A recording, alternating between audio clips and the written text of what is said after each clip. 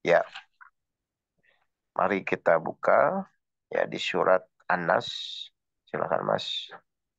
Surat 114 ayat Surat 4 dan ayat 5. surat Anas ya, Tat ya. Ya, 114 ayat 4 dan ayat 5. Silakan.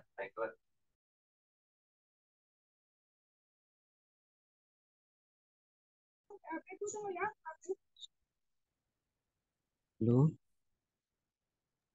Ya, surat 114 ayat 4 dan ayat 5. Silakan Mas. ya, Bismillahirrahmanirrahim. Ayat 3, Tuhannya manusia Mm-mm. dari kejahatan bisikan setan yang bersembunyi, Dari yang kejahatan bisikan setan yang bersembunyi. Terus, membisikkan kejahatan ke dalam dada manusia. baik. Jadi fungsinya tujuan setan itu membisikkan kejahatan.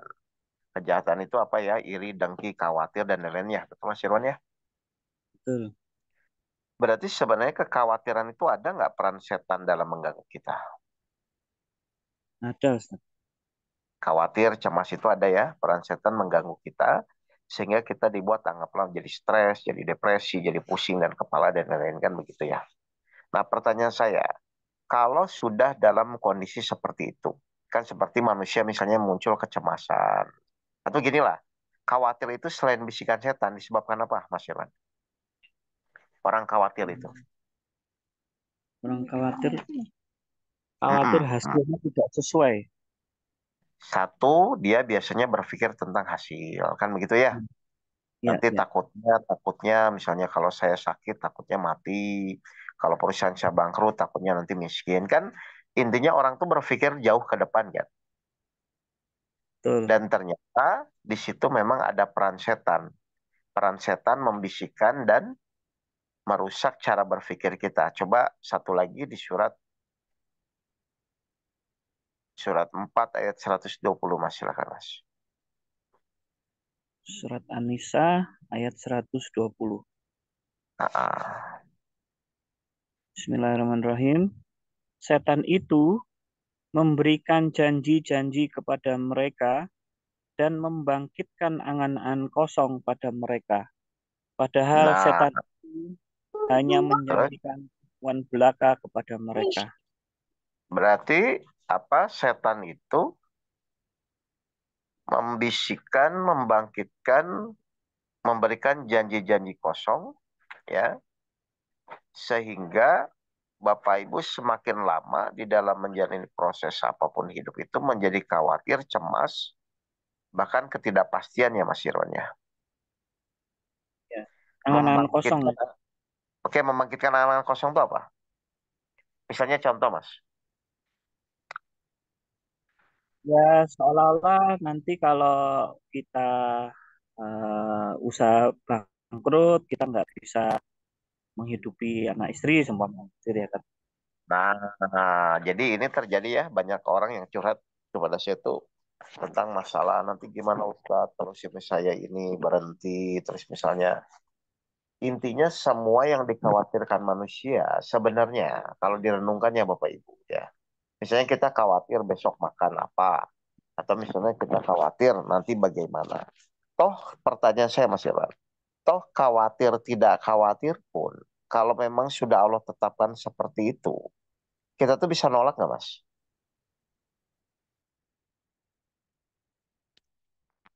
Halo? Halo? Ya, Mas Irwan saya tanya ya. Orang cemas, orang khawatir terhadap sesuatu yang akan terjadi ke depan. Padahal pertanyaannya, mau khawatir tidak khawatir pun, kita bisa menolak nggak Mas Irwan? Kalau itu memang sudah menjadi ketetapan Allah.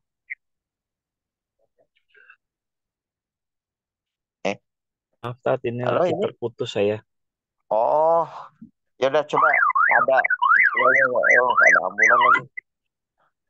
Coba mungkin ada jamaah yang lain yang lebih tenang, kondisinya bisa bantu saya untuk diskusi supaya lancar. Bentar, siapa ya? Ada yang sekalian diskusi. Kalau ada nanti kita lanjut. Soalnya kalau putus nyambung nanti takutnya malah nggak concern ya.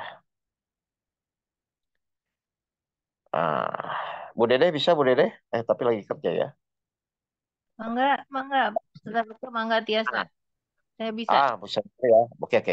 Sekali lagi ya Bu Sawitri ya. Jadi saya ulang dulu ya. Ya. Orang cemas terhadap hidup yang akan terjadi ke depan. Misalnya Hmm. tentang ekonominya lah, tentang Hmm. penyakit lah, atau tentang permasalahannya. Padahal pertanyaan saya, toh yang dikhawatirkan itu pun kalau sudah terjadi, kira-kira menurut Ibu, kita bisa menolak nggak, Bu? Kalau sudah terjadi, tidak bisa Nah, menolak. oke, misalnya sakit, takut mati, toh kalau mati pun kita nggak bisa menolak, betul nggak? Betul. Atau suami misalnya di PHK, nanti Ya. takut kurang, takut miskin. Toh kalau terjadi pun, kita pun nggak bisa menolak, kan begitu ya? Iya, betul. Nah, tolong sekarang pertanyaan saya.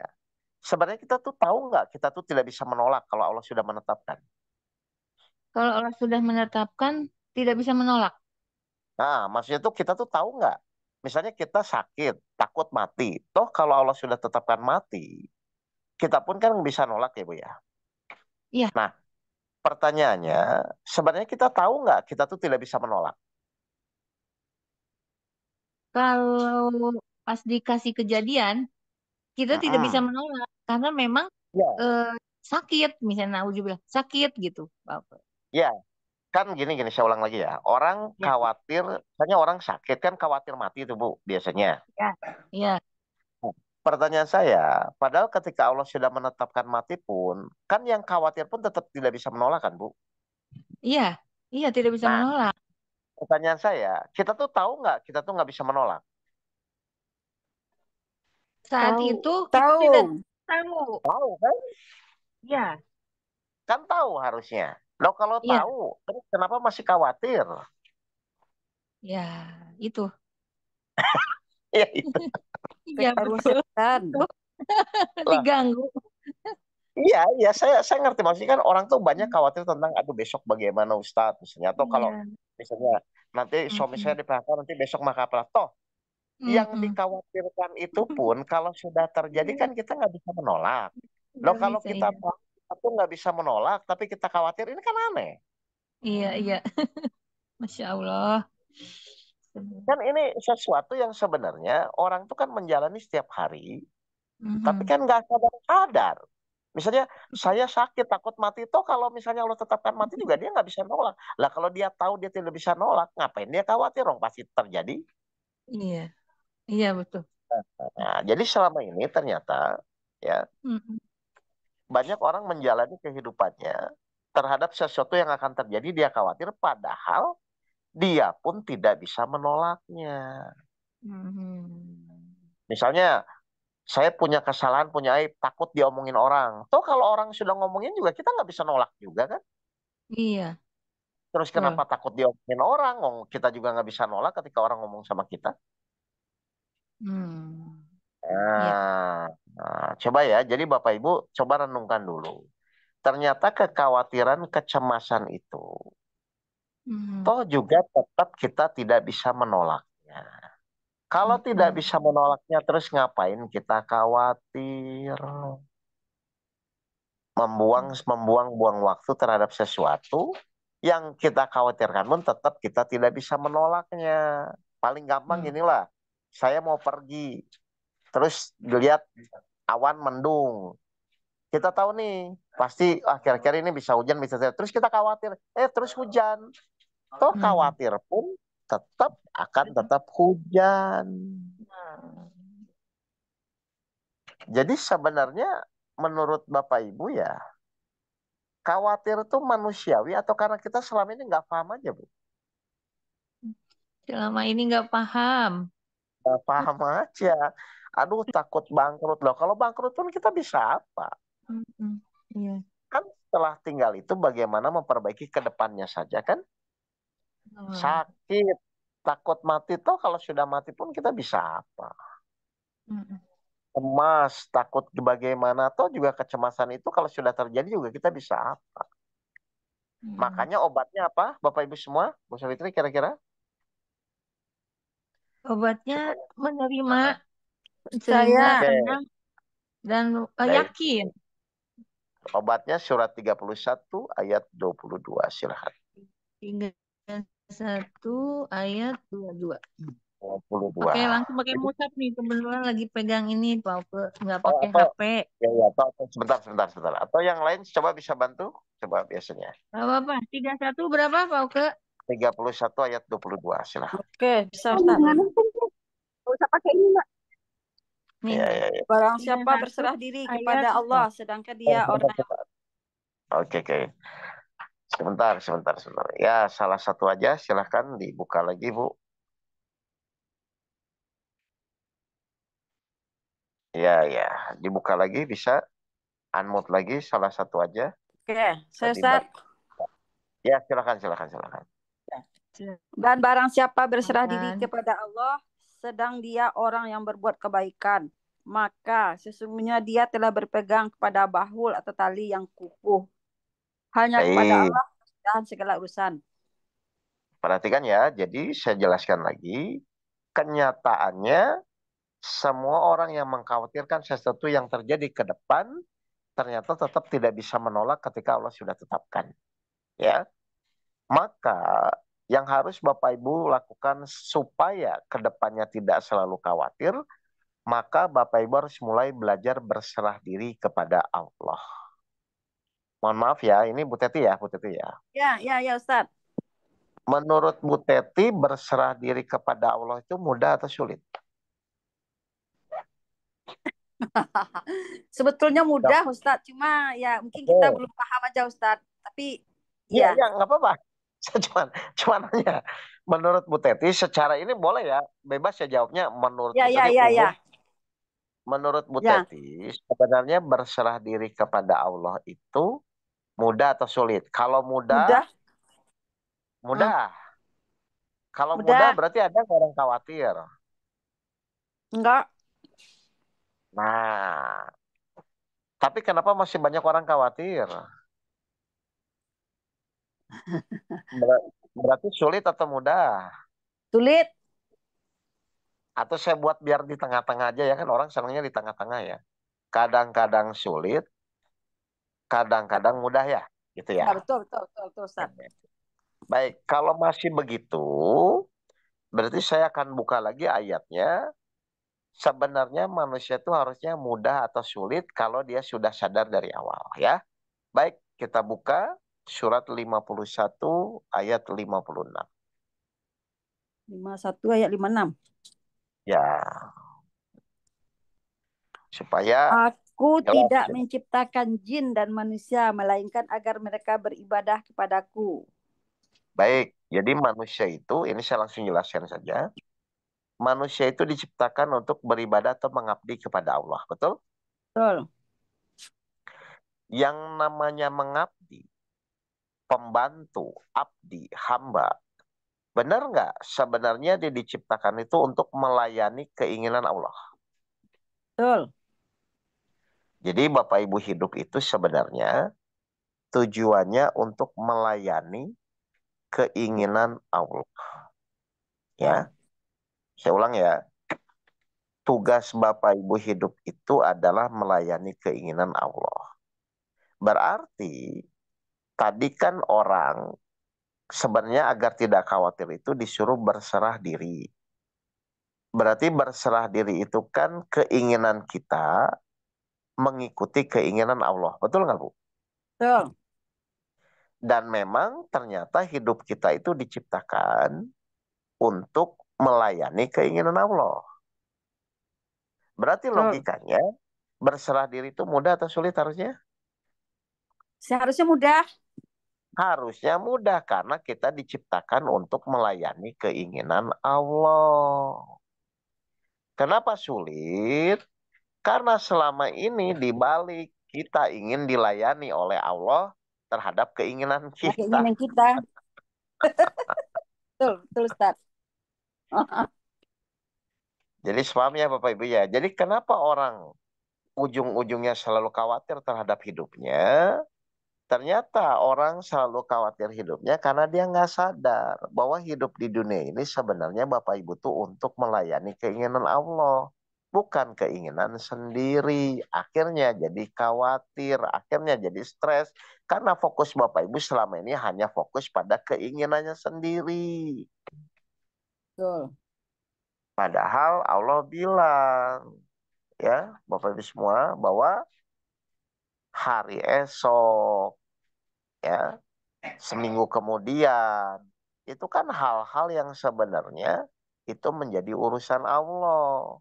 Harusnya urusan kita hari per hari itu fokus bagaimana kita melayani keinginan Allah atau mewujudkan keinginan Allah dalam setiap hari. Contoh misalnya kita bangun tidur, langsung kita mohon, ya Allah apa yang kau inginkan. Kalau kita nggak ngerti apa yang Allah inginkan, doa, mohon ya Allah, bimbing saya di jalan yang lurus. Kan jalan yang lurus juga kan keinginan Allah. Betul, betul, Meskipun itu betul. manfaatnya pasti untuk kita. Jadi pertanyaannya nanti kalau ada kejadian apapun tuh, Bapak Ibu udah refleks, ya Allah apa yang kau inginkan? Kok sakit saya belum sembuh, hutang saya belum lunas, atau kok saya difitnah orang? Sebenarnya engkau tuh inginnya apa? Bukan saya inginnya apa, gitu loh Bapak Ibu. Sehingga nanti lama-lama Bapak Ibu akan sesuai apa yang Allah inginkan dengan apa yang kita Inginkan. inginkan. Akhirnya sedikit demi sedikit rasa khawatir akan mulai hilang. Kenapa? Karena kan kita fokusnya apa yang Allah inginkan. Paham ya Bapak Ibu semua? Kadang-kadang dapat, Ustadz, kadang-kadang enggak.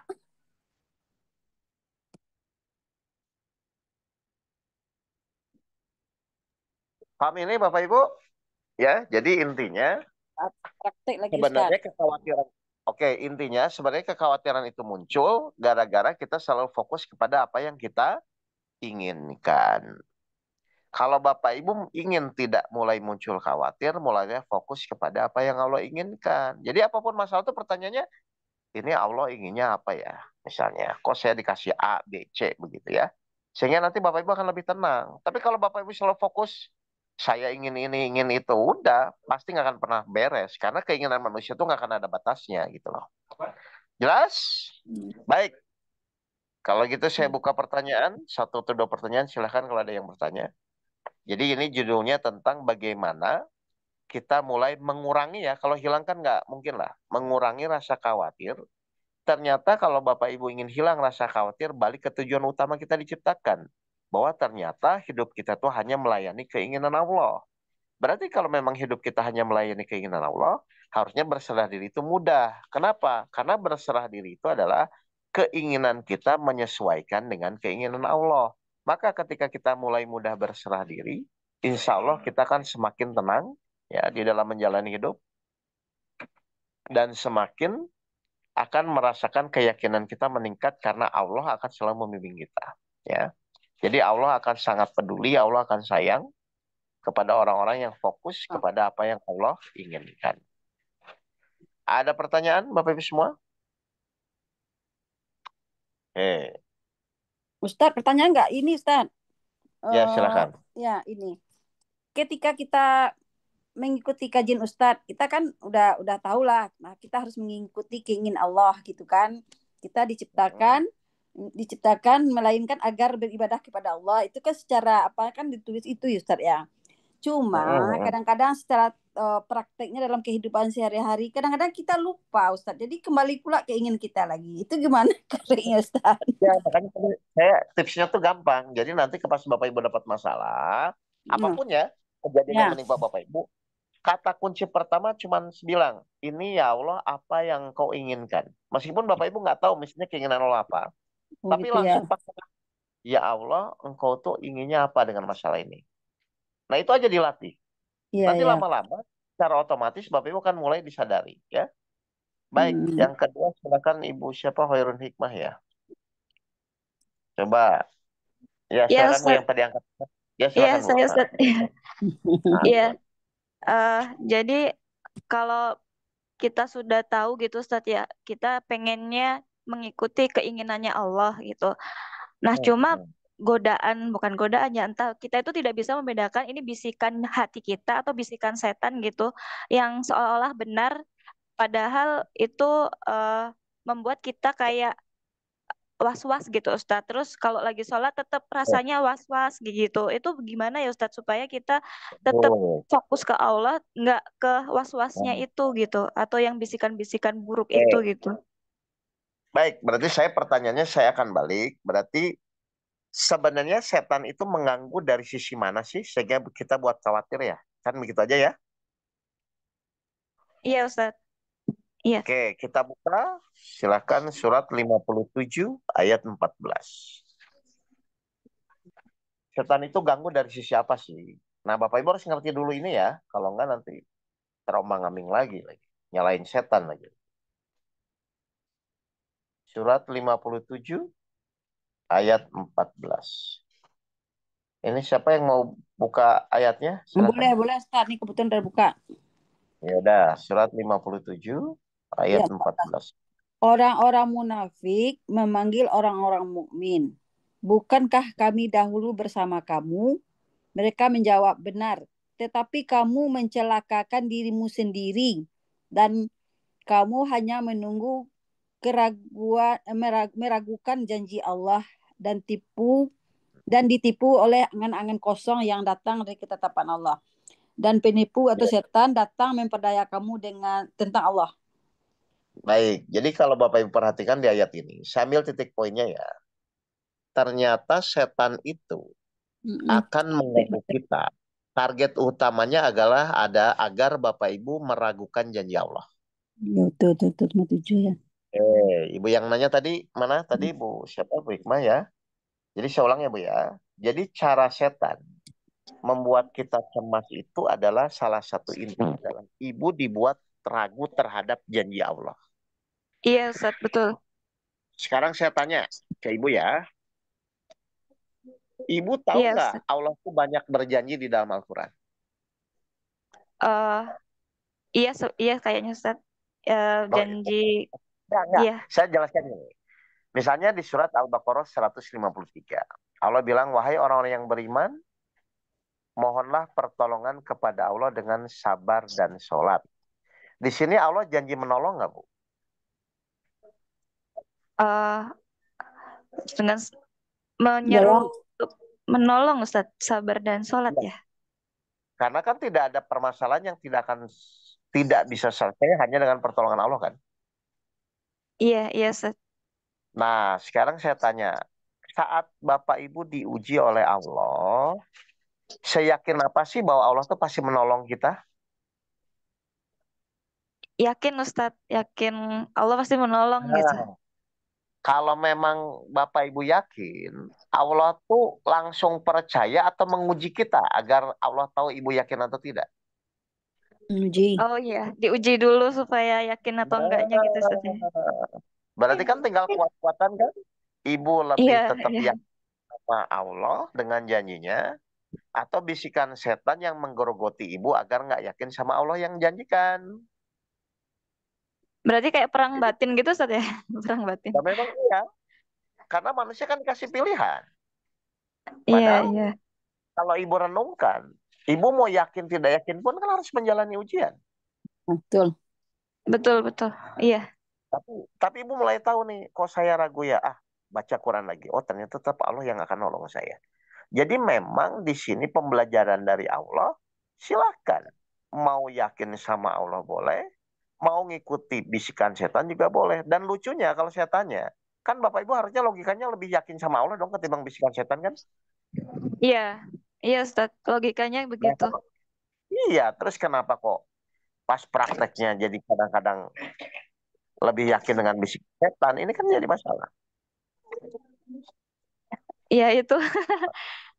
Iya, iya. Ya kok bisa ya Nah, Ustadz ya? Maksudnya kenapa bisa ya? Logikanya kuat tapi masih ke bawah gitu Ustadz. makanya saya tadi bilang, kesadaran di awal itu penting bahwa kita hidup itu untuk apa? Fokus kepada apa yang kita inginkan atau fokus kepada apa yang Allah inginkan? Kan awalnya dari situ Bu sebenarnya. Karena Oh kalau iya. Bapak Nah, iya, karena kalau Bapak Ibu hidup selalu fokus kepada apa yang diinginkan, maka setan menggoda lagi di surat 22 ayat 52. Silakan. 52. Ustaz. 22 ayat 52. Silakan Ibu baca. Ya. Surat 22 ayat 52. Jadi setan tuh ngejarnya di situ sebenarnya. Baik, apa kata Allah di surat 22 ayat 52?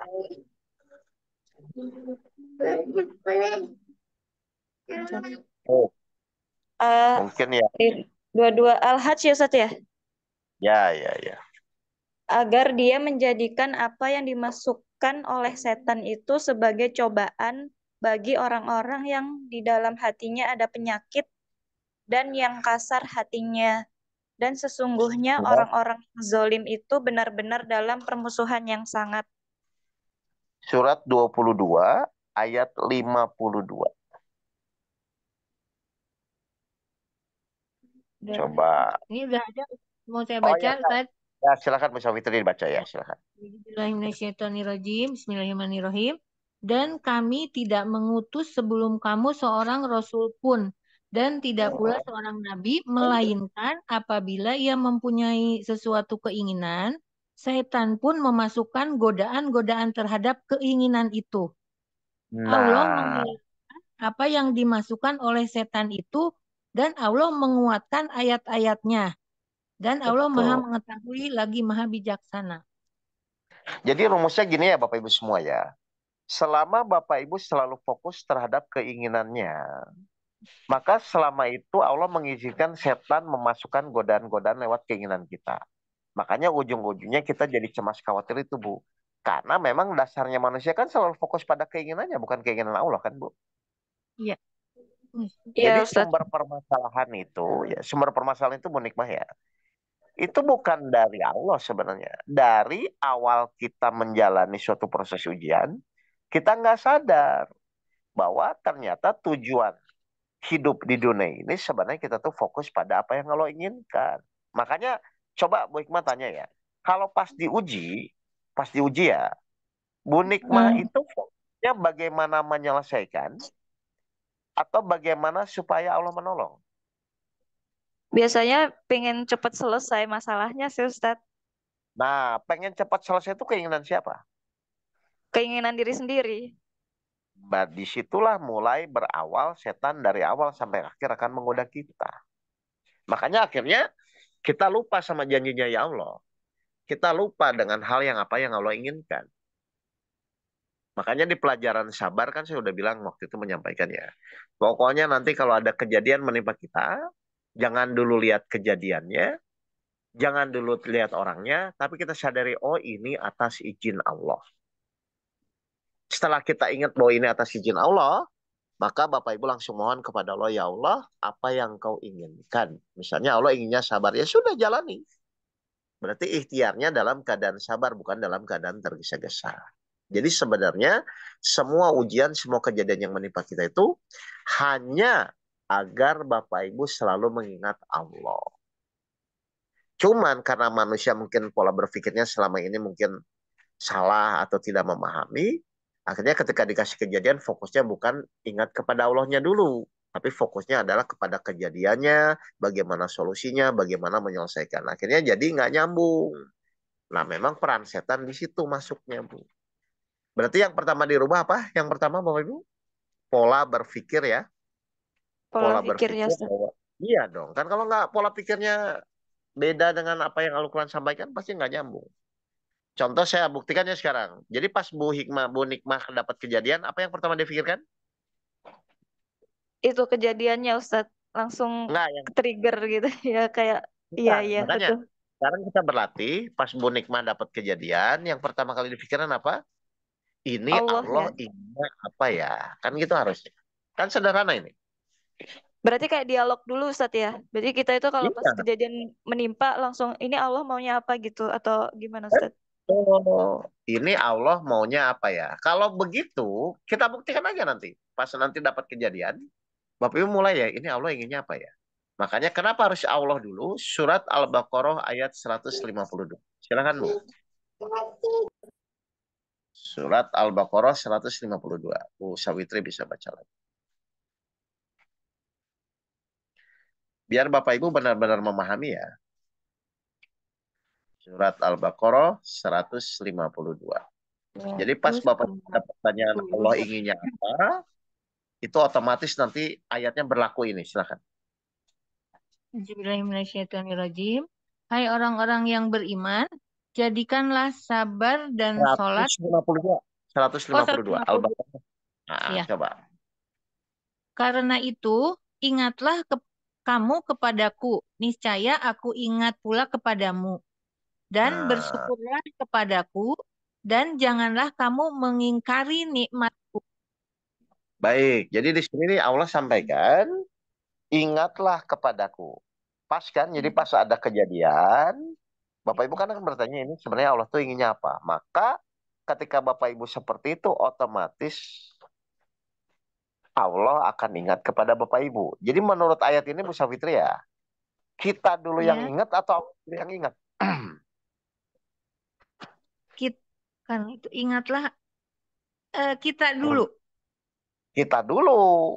Kita dulu yang ingat sama Allah, nanti otomatis Allah akan ingat kepada kita. Berarti pas ada kejadian Bapak Ibu langsung, ini Allah inginnya apa? Berarti kan otomatis ingat Allah kan? Iya. Nah, ketika ingat Allah, otomatis Allah pun akan ingat kepada kita. Maka secara otomatis kita akan dilindungi dari godaan atau bisikan setan.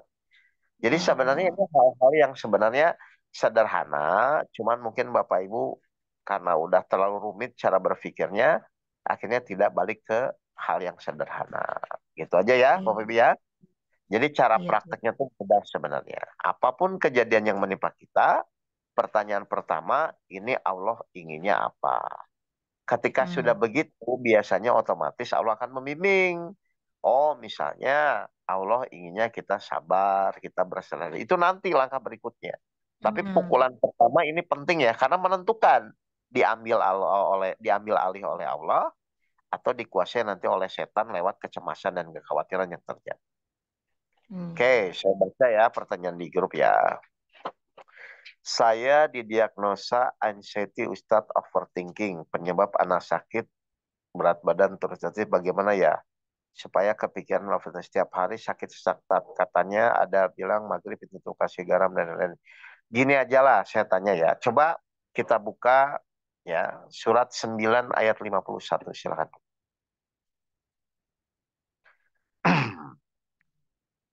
Surat 9 At-Taubah ayat 51. At-Taubah ayat 51. Bismillahirrahmanirrahim. Katakanlah, sekali-kali tidak akan menimpa kami melainkan apa yang telah ditetapkan oleh Allah bagi kami. Dialah pelindung kami dan hanyalah kepada Allah orang-orang yang beriman harus bertawakal. Baik, jadi sebenarnya Bapak Ibu ya, apapun kekhawatiran yang tadi kita bahas di awal itu kan, karena manusia itu ketidaksadaran. Toh mau sekhawatir apapun, setakut apapun, kalau sudah Allah tetapkan akan menimpa kita, maka kita bisa apa? Nah, bagaimana supaya penyakitnya overthinking itu mulai turun gitu kan? Tolong ya, nanti kalau Bapak Ibu dapat kejadian nggak usah dilawan. Artinya diterima baik ya Allah. Sekarang saya ikhlas, saya terima. Tapi kan berat tidak berat pun Bapak Ibu nggak ada pilihan, tetap harus menerima. Kan begitu kan? Karena semua kejadian tidak bisa ditolak. Jadi langkah yang pertama tuh mudah Bu. Jangan dilawan. Ya. Kejadian apapun tuh tolong jangan dilawan. Diterima dulu. Ya. Disadari bahwa ini semua sudah atas izin Allah.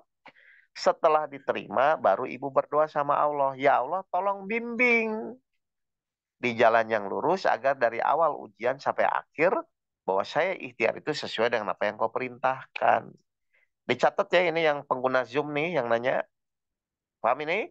Jadi kejadiannya awas ya, jangan dilawan. Misalnya anak sakit ya sudah, ya Allah saya terima bahwa ini sudah atas izinmu. Baru setelah diterima, ingat ya doanya setelah diterima ya. Setelah diterima, baru Bapak Ibu mohon, ya Allah, tolong bimbing saya di jalan yang lurus, agar kejadian ini dari awal sampai akhir bisa sesuai dengan apa yang kau kehendaki. Paham ini? Baik, yang kedua dari Bu Suci. Oke, ini terakhir aja ya. Saat ini saya sedang berusaha meminta pertolongan sama Allah. Tapi kenapa saya merasa depresi dengan keadaan saat ini? Sering marah ke anak dan sedih sekali ketika kayak ada pikiran bisikan menyakiti mereka. Apa yang harus dilakukan? Sekarang sama ya Bapak Ibu ya. Saya ulang lagi ya. Jadi gini ya Bu Suci ya. Pokoknya nanti kalau ada kejadian, respon ibu menerima dulu ya. Sulit Ustadz, sulit itu kan belum terbiasa aja. Dilatih aja, dilatih. Misalnya pas ada kejadian diam dulu. Ya Allah gitu kan. Sebenarnya engkau tuh inginnya apa? Cuman ngomong gitu aja. Ya Allah engkau tuh inginnya apa ya? Engkau inginnya apa? Jadi tolong dilakukan setiap kejadian itu ingat Allah dulu aja. Masalah gagal, masalah belum berhasil itu kan masalah proses ya. Tapi tolong bahwa setiap kejadian itu harus ingat Allah dulu ya. Nggak usah berpikir bagaimana solusinya dulu, nggak usah ya, itu urusan Allah ya. Urusan kita itu menerima dengan ikhlas kejadian apapun yang Allah inginkan. Supaya apa? Supaya setan tidak menggoda, tidak menguasai. Jadi dikuasai Allah dulu.